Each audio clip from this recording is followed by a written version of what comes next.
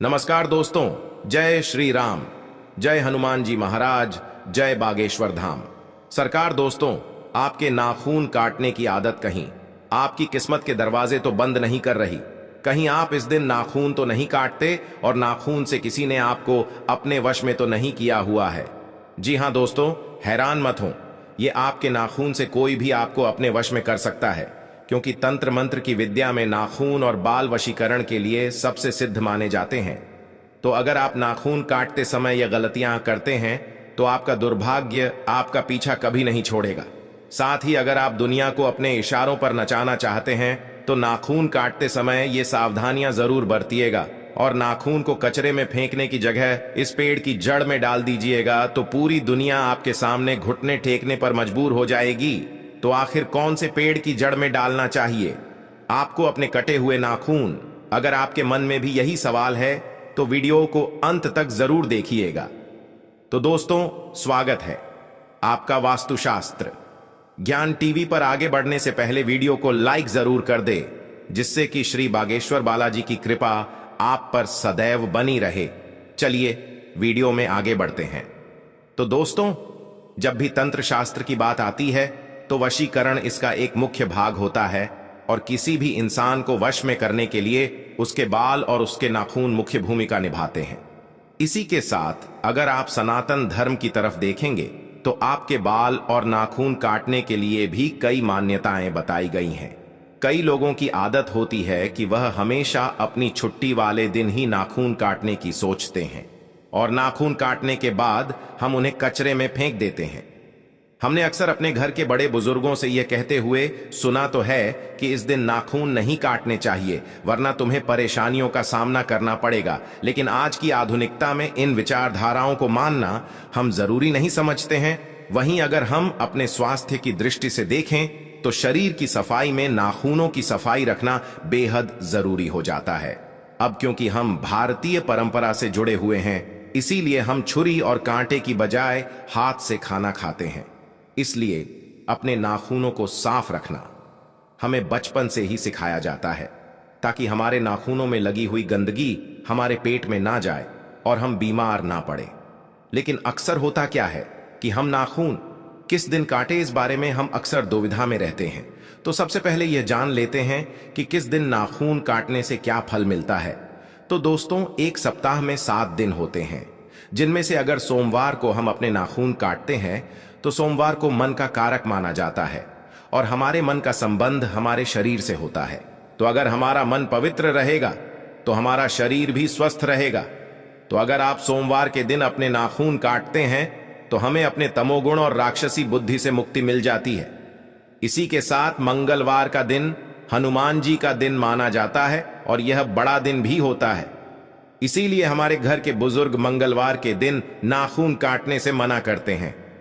लेकिन दोस्तों, शास्त्रों में कहा गया है कि अगर आप मंगलवार को नाखून काटेंगे तो आपको अपने कर्ज से मुक्ति मिल जाती है, और कर्ज से जुड़े वाद विवाद या कोर्ट कचहरी के चक्कर से भी बचा जा सकता है। साथ ही अगर आप बुधवार को अपने नाखून काटते हैं तो आपको धन लाभ होने की संभावनाएं कई गुना बढ़ जाती है। इसके अलावा अगर आप नौकरी पेशा वाले व्यक्ति हैं तो आपकी प्रखर बुद्धि की वजह से आपको धन लाभ होने लगता है और आपकी नौकरी में तरक्की होने लगती है।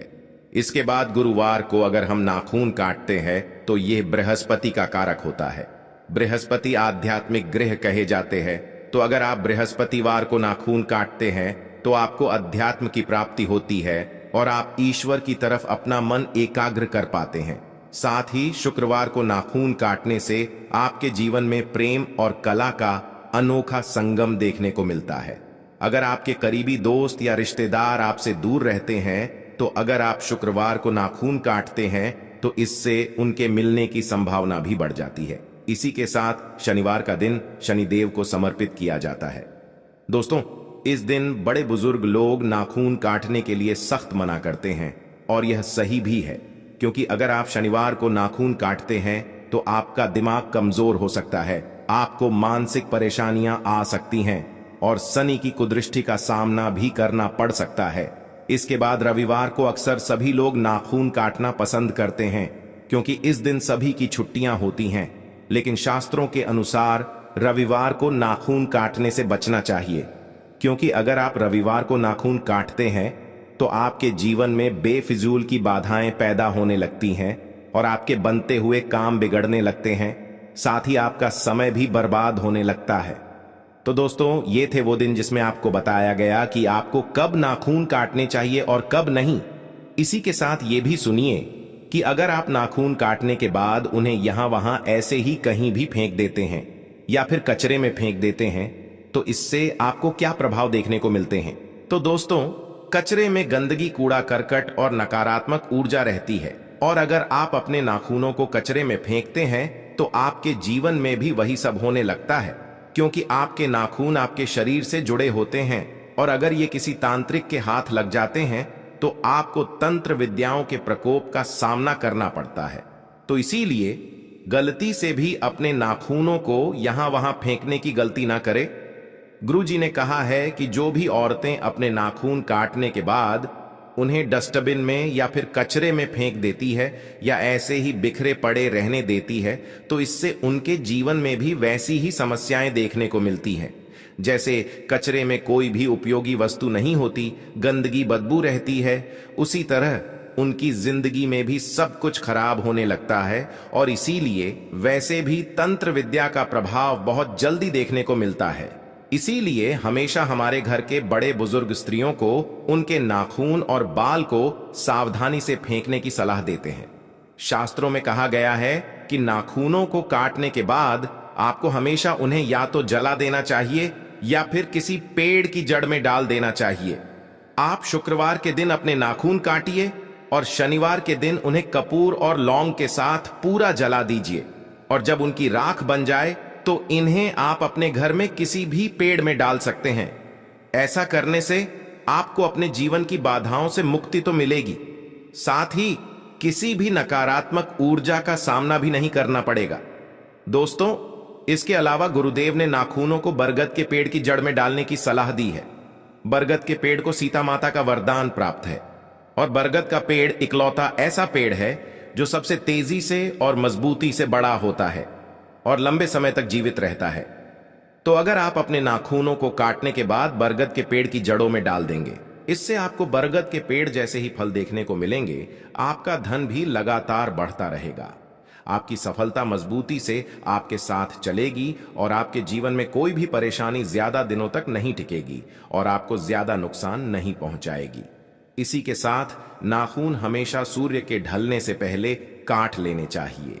सूरज ढलने के बाद आप नाखूनों को बरगद के पेड़ की जड़ में दबा सकते हैं और अपने जीवन में सकारात्मक प्रभाव देख सकते हैं। इसी के साथ अगर आप नाखूनों को तुलसी या फिर अपने घर के किसी भी पौधे की जड़ में डालते हैं तो यह भी आपको सकारात्मक प्रभाव ही देंगे।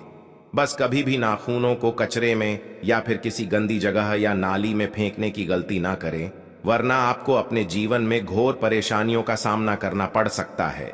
इसीलिए अगली बार आप जब भी अपने नाखूनों को काटें तो दिन का विशेष ख्याल रखें और नाखूनों को काटने के बाद उन्हें समेट कर रख लें और बाहर जाते समय किसी भी बरगद के पेड़ की जड़ में दबा दें। अगर आपको बरगद के पेड़ की जड़ नहीं मिलती है तो आप इन्हें अपने घर के गमले में भी दबा सकते हैं, साथ ही आप इन्हें लौंग और कपूर के साथ भी जला सकते हैं। इससे आपको कोई भी नकारात्मक प्रभाव नहीं देखने को मिलेगा। तो उम्मीद करते हैं दोस्तों कि आपको समझ आ गया होगा कि नाखूनों को काटने के बाद हमें उन्हें क्या करना चाहिए और क्या नहीं। अगर आपको ये वीडियो अच्छी लगी हो तो वीडियो को लाइक जरूर कर दीजिएगा और कमेंट बॉक्स में जय श्री राम, जय बागेश्वर धाम सरकार, जय हनुमान, जय सीताराम जरूर लिखें और इसे ज्यादा से ज्यादा शेयर करके बाकी लोगों तक भी पहुंचाएं। तो मिलते हैं अगली वीडियो में, तब तक आप अपना ध्यान रखें। जय श्री राम।